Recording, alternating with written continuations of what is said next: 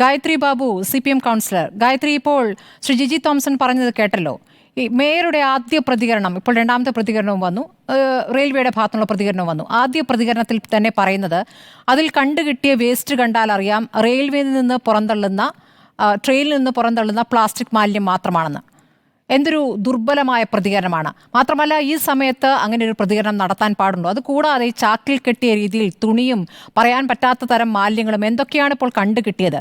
കുന്നുകണക്കിന് ഒരാൾ പൊക്കത്തിലൊക്കെ ആ മാലിന്യം അവിടെ പാറ പോലെ ഉറച്ചു കിടക്കുന്നത് മുഴുവൻ ട്രെയിനിൽ നിന്ന് വലിച്ചെറിയുന്നതാണെന്നാണോ പറയുന്നത്? അല്ലെങ്കിൽ റെയിൽവേ അവിടെ ഡംപ് ചെയ്യുന്നു എന്നാണോ പറയുന്നത്? അങ്ങനെയല്ലല്ലോ. അല്ലാത്ത രീതിയിലും മാലിന്യം ഉണ്ട്. മാലിന്യ നീക്കം അല്ലാത്ത രീതിയിൽ എവിടെ നടക്കുന്നു? റെയിൽവേയുടെ ഭാഗത്ത് മാത്രമല്ലല്ലോ, ബാക്കി എല്ലായിടത്തും കൃത്യമായ മാലിന്യ നിർമ്മാർജ്ജനം നടക്കുന്നുണ്ടെന്ന് പറയാനാകുമോ? എന്താണ് ഇതിൽ പറയാനുള്ള മറുപടി? ശ്രീ ജിജി തോംസൺ പറഞ്ഞതിൽ കൂടി ചേർത്ത് വേണം മറുപടി. ഇതിൽ അദ്ദേഹം പറഞ്ഞ കാര്യങ്ങൾ ഓപ്പറേഷൻ അനന്തയൊക്കെ സംബന്ധിച്ച് ആധികാരികമായി പറയാൻ ഞാനാളല്ല. കാരണം ഞാൻ സർക്കാർ പ്രതിനിധികൾ, ഉദ്യോഗസ്ഥ പ്രതിനിധിയോ ഒന്നുമല്ല. കോർപ്പറേഷൻ്റെ ജനപ്രതിനിധി എന്ന നിലയിൽ പറയാൻ കഴിയുന്ന ഒരു കാര്യം, മാലിന്യ നിർമ്മാർജ്ജനവുമായി ബന്ധപ്പെട്ട് ആദ്യം കാണേണ്ടത്, ഇവിടെ അദ്ദേഹം തന്നെ നേരത്തെ സൂചിപ്പിച്ചു 200 ലോഡിലധികമോ 200 ടണ്ണിലധികമോ മാലിന്യം ജലാശയങ്ങളിൽ നിന്ന് അന്ന് നീക്കം ചെയ്തുവെന്ന്. ഇന്നിപ്പോൾ നമ്മൾ ഇന്നലെ മുതൽ നീക്കം ചെയ്തത് 40 ടണ്ണിലധികം മാലിന്യമാണ്. അപ്പോൾ ഇത്രയും മാലിന്യം ജലാശയങ്ങളിലേക്ക് ഉണ്ടാകുന്നത് എങ്ങനെ എന്നതൊരു വലിയ ചോദ്യം തന്നെയാണ്. പക്ഷെ അവിടെ നമ്മൾ കാണേണ്ടത്, ജലാശയങ്ങൾ നശിച്ചു പോകുന്ന ഒരു സന്ദർഭത്തിൽ അതിൽ നിന്നുള്ള മോചനം എങ്ങനെ ഒരു നഗരസഭ ഏറ്റെടുത്ത് ചെയ്യുന്നു എന്നതാണ്. ഇപ്പോൾ ഈ അടുത്ത് നഗരസഭയ്ക്ക് ഏറ്റവും കൂടുതൽ അവാർഡുകൾ നേടിത്തന്നിട്ടുള്ള ഏറ്റവും വലിയ നഗരസഭയിലെ സംവിധാനം മുട്ടത്തറ സീവേജ് ട്രീറ്റ്മെൻറ്റ് പ്ലാന്റാണ്. മുട്ടത്തറ സീവേജ് ട്രീറ്റ്മെൻറ്റ് പ്ലാന്റ് അദ്ദേഹത്തിനും അറിയുന്ന ഒരു കാര്യമായിരിക്കും.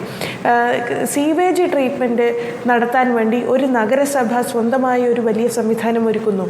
ഇവിടുത്തെ കക്കൂസ് മാലിന്യം മുഴുവൻ ഒരു ട്രീറ്റ്മെൻറ്റ് പ്ലാന്റിലേക്ക് കൊണ്ടുപോകുന്നു. എഫ്ലുവൻസ് മുഴുവൻ ഒരു ട്രീറ്റ്മെൻറ്റ് പ്ലാന്റിലേക്ക് കൊണ്ടുപോകുന്നു.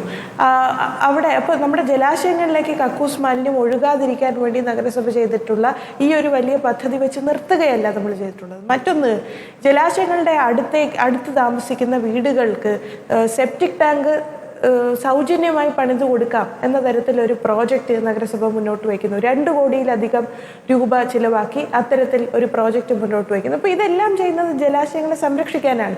നഗരസഭയോ അല്ലെങ്കിൽ ഈ 2 ദിവസത്തിനുള്ളിൽ നിങ്ങൾ കേട്ടിട്ടുണ്ടാവും, മേയറോ 100% നഗരത്തിലെ മാലിന്യം മുഴുവൻ നഗരസഭ കൈകാര്യം ചെയ്യുന്നു, ഇതിൽ യാതൊരു കുഴപ്പങ്ങളും ഇല്ല എന്ന് ആരും അവകാശപ്പെട്ടിട്ടില്ല. ഒരിക്കലും അങ്ങനെ അവകാശപ്പെടാൻ ഈ അടുത്ത കാലഘട്ടത്തിലൊന്നും, അതിനിപ്പോൾ ചീഫ് സെക്രട്ടറി അല്ല ആര് വിചാരിച്ചാലും, ഈ അടുത്ത കാലഘട്ടത്തിലൊന്നും 100% മാലിന്യ സംസ്കരണം നമുക്ക് അവകാശപ്പെടാൻ കഴിയില്ല. കാരണം അത് ലോകത്തെവിടെയും അവകാശപ്പെടാൻ കഴിയില്ല. വികേന്ദ്രീകൃത മാലിന്യ സംസ്കരണ സംവിധാനം പിന്തുടരുന്ന ഒരു നഗരസഭയ്ക്ക് ഒരുപാട് പരിമിതികളും ഉണ്ടാവും. അദ്ദേഹം തന്നെ സൂചിപ്പിച്ചതുപോലെ ഒരു നഗരസഭയുടെ പരിമിതികളിൽ നിന്നുകൊണ്ട് തന്നെ അദ്ദേഹം പറഞ്ഞത് കേട്ടല്ലോ. ഇപ്പോൾ റെയിൽവേക്ക് കത്ത് കൊടുത്തു എന്നാണല്ലോ മേയർ പറയുന്നത്. റെയിൽവേ അത് ആദ്യം നിഷേധിക്കുന്നു, പിന്നെ കത്ത് കൊടുത്തിട്ടുണ്ടാകാമെന്ന് പറയുന്നു. അങ്ങനെയൊക്കെയുള്ള പ്രതികരണങ്ങൾ വരുന്നു. ശരി, ആ കത്ത് കൊടുത്തിട്ട് കാര്യം നടന്നില്ല എങ്കിൽ ചീഫ് സെക്രട്ടറി തലത്തിലേക്ക് ആലോചനകൾ പോകണം. ഇത് നടക്കുന്നില്ല എന്ന് യഥാസമയം അറിയിക്കുക, അതിന്മേൽ സമ്മർദ്ദം ചെലുത്തുക എന്നൊരു കാര്യം കൂടി ഉണ്ടല്ലോ. ഇത് കത്ത് കൊടുത്തത് അവിടെ അവസാനിപ്പിച്ച് വേറെ പണിയിലേക്ക് പോവുകയല്ലല്ലോ വേണ്ടത്. ഇത് സമയാസമയങ്ങളിൽ നടത്തിയില്ലെങ്കിൽ ഇത് ഈ രൂപത്തിൽ അവിടെ അടിഞ്ഞുകൂടുമെന്നുള്ള യാഥാർത്ഥ്യം ഇപ്പോൾ തന്നെ മാലിന്യം പുറത്തെടുക്കുമ്പോൾ അത് എത്രത്തോളം ഉണ്ട് എന്ന് നമ്മൾ കണ്ടതാണല്ലോ. മാത്രമല്ല, അവിടെ ഒരു പരിശോധന നടത്താൻ, വെള്ളത്തിലിറങ്ങി പരിശോധന നടത്താൻ രക്ഷാപ്രവർത്തകർക്ക് കഴിയാതെ പോകുന്നത് അവിടെ അത്ര ആ രൂപത്തിൽ പാറ പോലെ ഉറച്ചിരിക്കുന്നു മാലിന്യം എന്നുള്ളതാണ്. അത് ഒരാൾ പൊക്കത്തിലുണ്ട് എന്നുള്ളതാണ്. ഇതിൽ നഗരസഭ ഒരു കത്ത് കൊടുത്ത് കടന്നു കളഞ്ഞു എന്നൊക്കെയുള്ള ഒരു വാദത്തിലേക്ക് നമ്മൾ പോകുന്നത് വളരെ തെറ്റാണ്. കാരണം നഗരസഭ നാൾവഴികൾ, കത്തിൻ്റെ നാൾവഴികളും നോട്ടീസിൻ്റെ നാൾവഴികളും ഒക്കെ ഈ 2 ദിവസം കൊണ്ട് എല്ലാവർക്കും അറിയുന്ന, കുഞ്ഞുങ്ങൾക്ക് പോലും അറിയുന്ന ഒരു വസ്തുതയാണ്. 13/4/2024 ആദ്യം ഒരു പ്രധാനപ്പെട്ട, ഞാൻ ആദ്യം എന്ന് പറയുമ്പോൾ ഈ അടുത്ത കാലത്തെ ഒരു കണക്ക് മാത്രമാണ് ഞാൻ എടുത്തിട്ടുള്ളത്.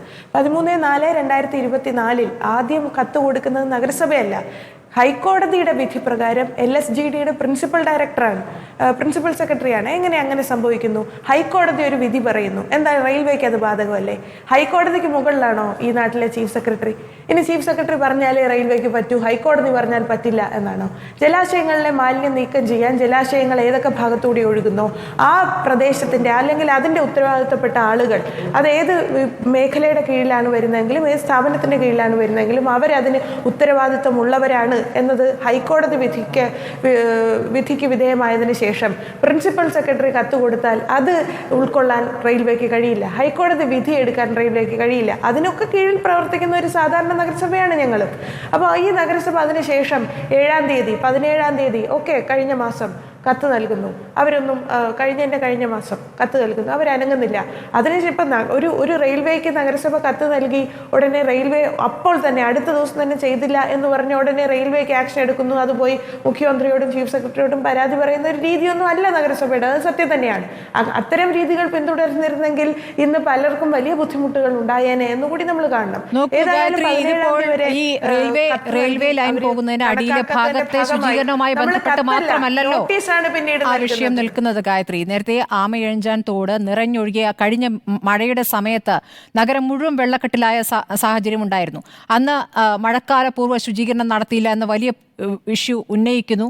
അതിനുശേഷം ശുചീകരണം നടത്തുകയും ചെയ്തു. അപ്പോൾ ഈ ഇഷ്യൂ ഉണ്ടാകുന്ന സമയത്ത് ചെയ്യും, അല്ലെങ്കിൽ ഇല്ല എന്നൊരു രീതിയിലേക്ക് കടക്കുകയാണ്. അപ്പോൾ നിങ്ങൾ ചെയ്യാതിരുന്ന സന്ദർഭം വേറെ ഉണ്ട് എന്ന് സൂചിപ്പിക്കാനാണ് ഞാനത് പറഞ്ഞത്. ഞാൻ താങ്കളിലേക്ക് വരാം.